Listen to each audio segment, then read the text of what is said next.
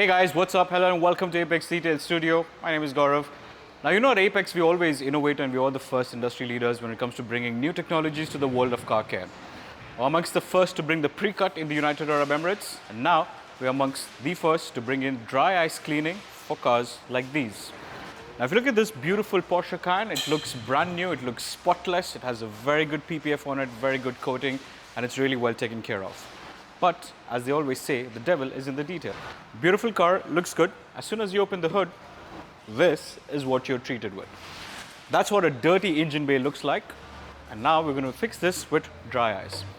Dry ice is one of the most advanced form of cleaning when it comes to cleaning surfaces like these with a lot of electronics and ECUs and hard to reach areas, especially like the engine bay. On a Porsche like this, it deserves the engine to be nice and clean. With the technology of dry ice, there's no water, there's no chemicals, there's nothing that can cause any damage or harm to this, but it leaves the engine looking absolutely new from the day it rolled out from the showroom.